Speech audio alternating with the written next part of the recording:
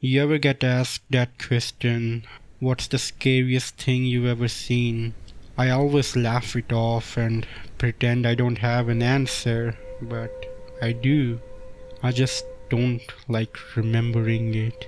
It happened in the winter of 73.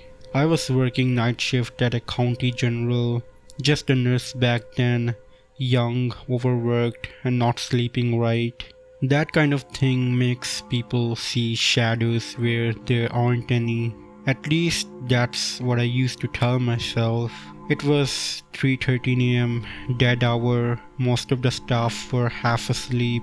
The rest just wired on caffeine and despair. And then she walked in.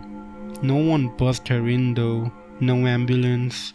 She didn't come from the street. She was just there, standing at the entrance like she'd been waiting for someone to notice. She was barefoot, wearing a hospital gown that didn't really belong to us. Clean, too clean. Her skin pale, waxy, almost plastic, like someone had made a woman out of candle wax and forgot to finish the details. But her face, like Jesus, it just wasn't right. There was no emotion, just a flat, frozen expression. Her mouth stretched into this unnatural, forced smile, like someone had taken a scalpel to her cheeks and just pinned it there. The corners of her lips just didn't move, they just sat there waiting. Her eyes just didn't blink. She stared straight ahead, not at anyone in particular, but through the air, like she could see something that the rest of us couldn't really see. I said something like, "Ma'am, do you need help?" She didn't speak, but I still heard something, not with my ears. It was inside my skull, a kind of pressure, like a thought that didn't belong to me. A presence, watching, studying. She took a step forward, just one, and every light in the hallway dimmed. Monitors started glitching.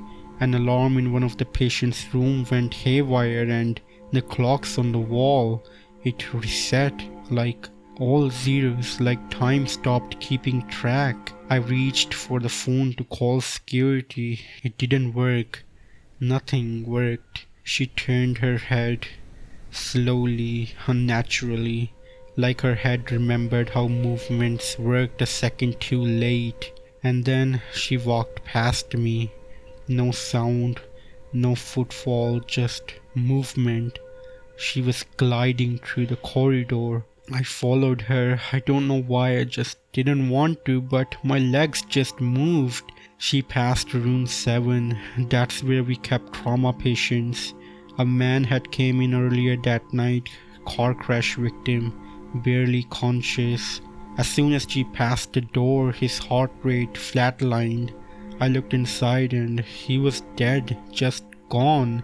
No struggle, no pain, like something had reached inside and pulled the life out of him.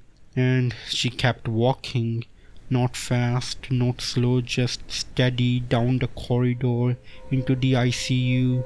When I turned the corner to follow her, she wasn't there.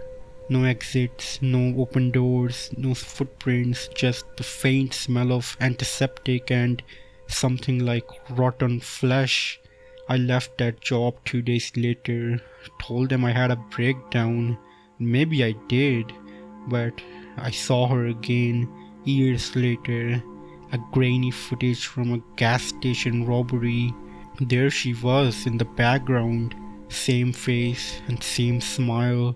Still not blinking, like she'd never left, and maybe she never leaves. I don't tell this story often enough. People think you're crazy, and hell, maybe I am. But if you ever see someone standing in a place they shouldn't be, too still and too quiet, too perfect, don't get close, because I think she remembers me, and I don't think she's done yet.